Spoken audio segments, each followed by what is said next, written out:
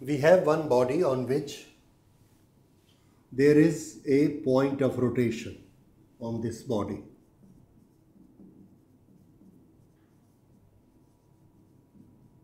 That means axis is passing through this and we will measure the distances from here, origin.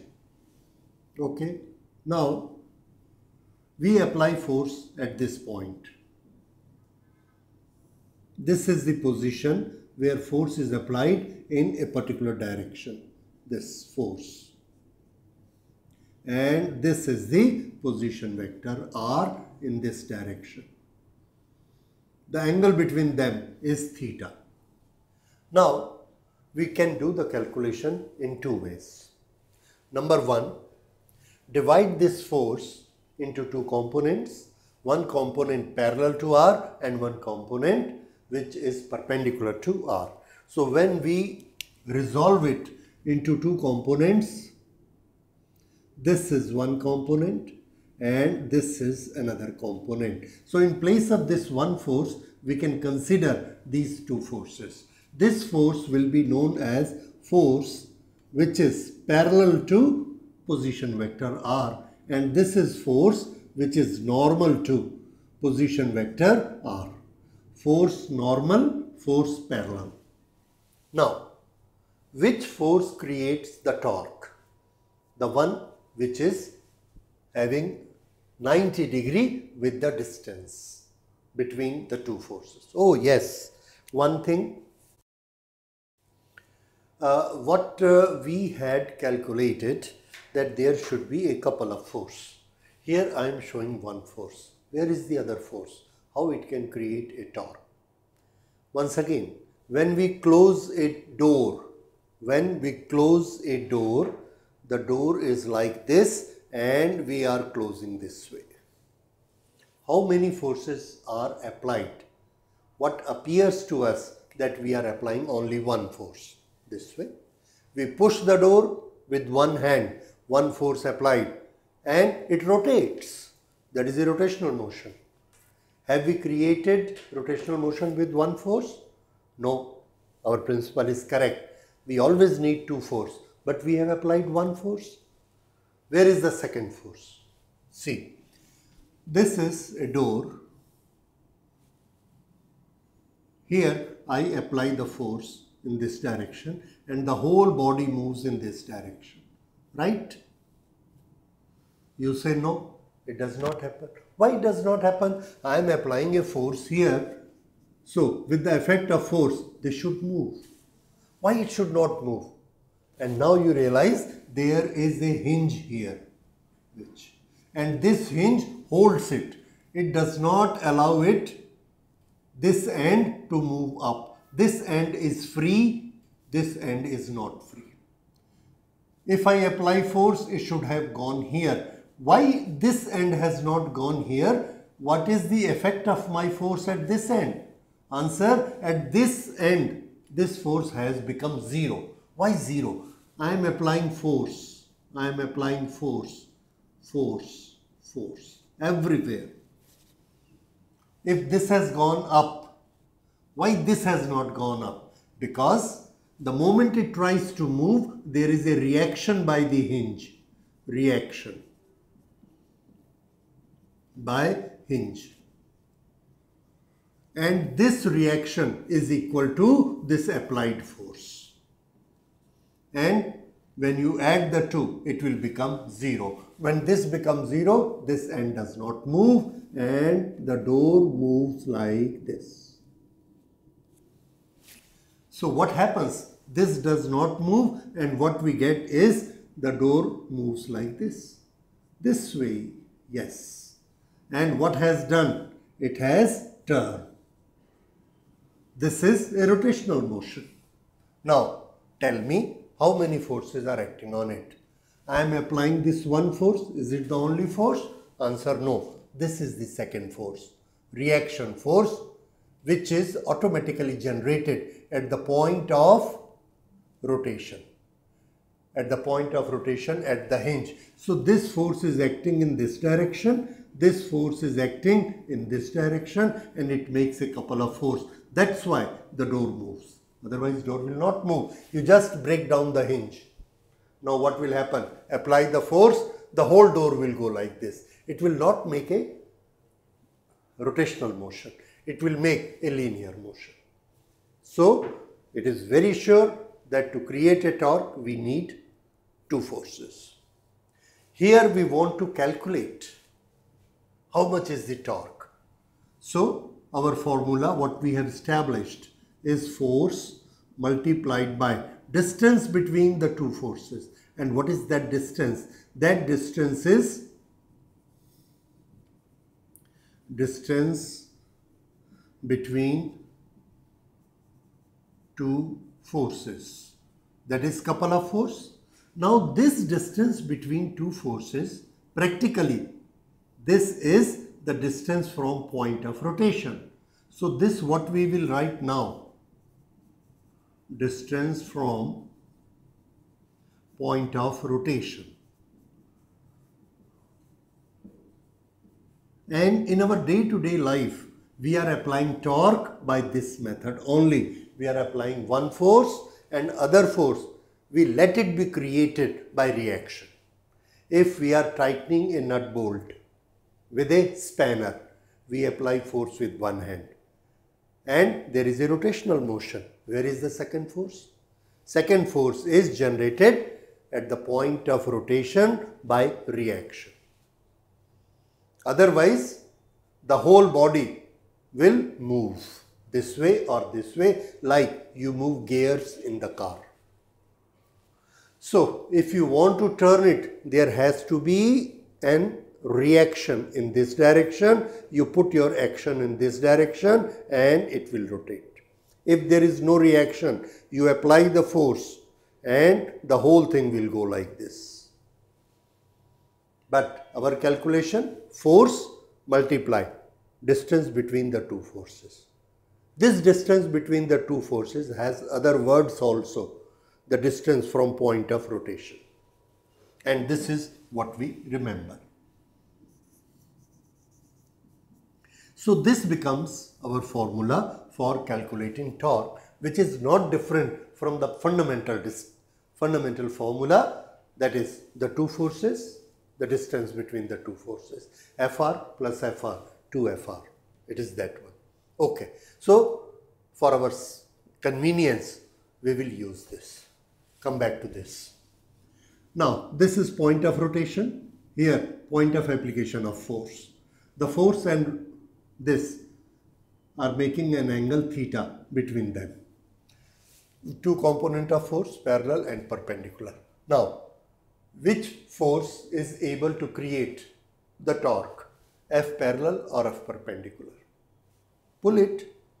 This is R. I pull it this way, this. It does not rotate. If I apply this force, this, and it will rotate. So it is only perpendicular force which can turn. The parallel force can never turn. So we don't need this. We need only this. So how much is this? If this is theta, then this is F parallel, F cos theta, and F perpendicular is having magnitude F sin theta. So how much is the torque? Torque is F sin theta multiplied by R. F sin theta multiplied by R. This is Fr sin theta. This is magnitude of torque. Direction formula we know. Now see another method. That method is, again, here is point of rotation O, here is point of application of force, where a force is being applied in this direction, and the direction of the position vector and the force make an angle theta. Now, we don't resolve force. We resolve the position vector R into two directions. Which are those two directions? Okay. We draw a perpendicular on the direction of force.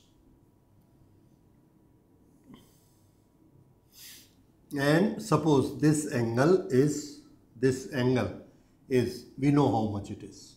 If this is theta, then this is theta, this is 90 degree, this is 90 minus theta. Very well. Now if this is r, we make two components. One is perpendicular to force and one is parallel to force. Okay, so this and this, how much is this? We will call it r perpendicular to force. This vector is r perpendicular, r parallel to force. Now, which condition? This r, that is this r multiplied with this force, will it turn, or this r multiplied by this force will make the turning effect? Answer is this r and this force will turn. So which r we are supposed to multiply? R perpendicular. And how much is this? If this is angle theta, this has got magnitude r, then this has the magnitude r cos theta and this has the magnitude r sin theta. So this force we must multiply with r sin theta to find out the torque.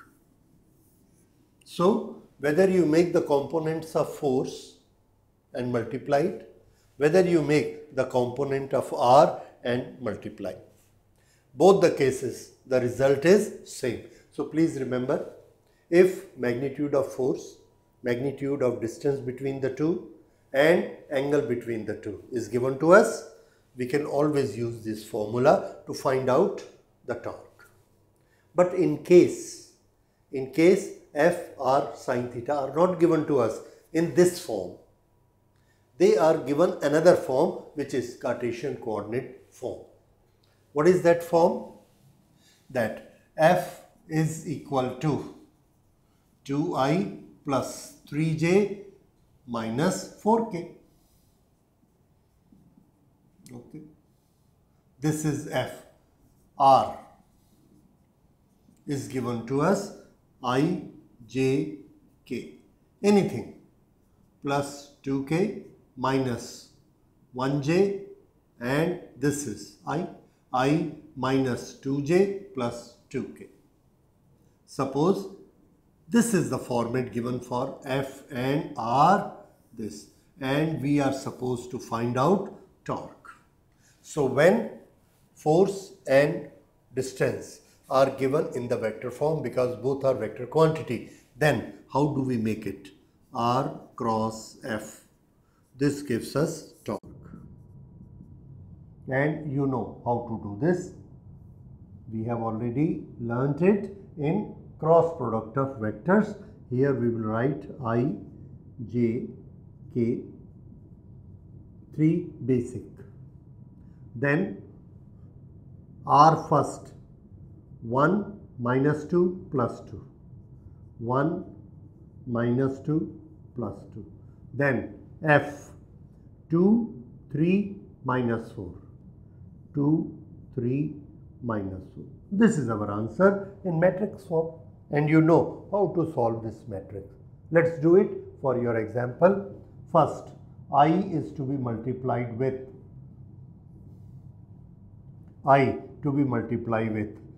4 2s are 8 minus 2 3s are 6, minus minus plus, so 8 minus 6 I plus j 2 4, and after that what is there? 1 and 2, 1 and 2 I write here just. Okay, so after j what I have to write? 2 2s are 4, 4 minus 4 into 1 minus 4 minus 4, and this will be made as plus in the next step. Okay, plus k, and here again for k, this minus this, 3 minus minus 4, 3 minus minus 4,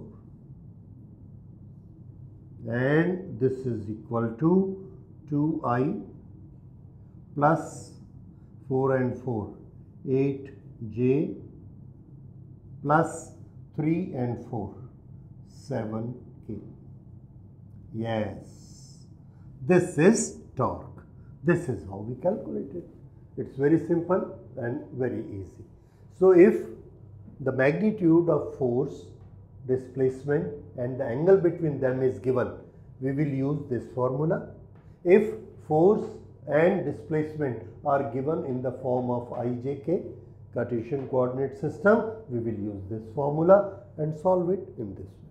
This is how torque is solved. Now, this torque, how it is related with another quantity, moment of inertia. See, the torque is equal to basically force into the distance between the forces. So we write it this way: torque is equal to force F into the distance between the forces. That is the distance from point of rotation to the application of force. Force is equal to, we can write it, mass into acceleration, R. Okay. Now, this acceleration is linear acceleration and we know its relation with rotational acceleration. If rotational acceleration is alpha, then we know that linear acceleration A is equal to R multiplied by alpha. This we have done in circular motion kinematics.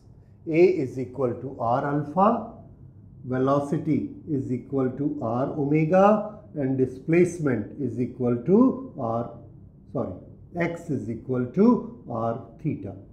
This is for displacement, linear displacement, angular displacement, linear velocity, angular velocity, linear acceleration, angular acceleration. This we have already done in circular motion kinematics. If you don't remember, please write it again. So this acceleration can be converted into R alpha. So what do we get here is m alpha R and R square. Now m into R square, you know it is moment of inertia. So this we can write as I, and this is alpha. This is torque. So torque is equal to I into alpha. What is I? Moment of inertia. What is alpha? Angular acceleration. So this is the relation between the rotational quantities. Which are these quantities? These quantities are torque, moment of inertia and angular acceleration. All are angular quantities. So for the force in linear motion, force which starts the motion is equal to inertia, mass, multiplied by acceleration, linear acceleration, A. In rotational motion, who starts the rotational motion? Torque. And that is equal to inertia. In rotational motion, what is inertia? Moment of inertia, multiplied by acceleration. In rotational motion, acceleration. So torque is equal to moment of inertia multiplied by acceleration. This is rotational motion, this is linear motion, and it is converted from that only. So please remember, now we have many relations. One is torque is equal to Fr sin theta, that is torque is equal to R cross F. This remember it. Second, you will remember torque is equal to I alpha. For calculation of torque is equal to R into F, there are two methods. If F, R and theta is given, apply this. If their vector format is given, apply this. So please remember, for torque, these two relations. There is another relation of torque, that is with momentum, but that we will do when we do after this angular momentum. So next topic we will take up angular momentum. Thank you.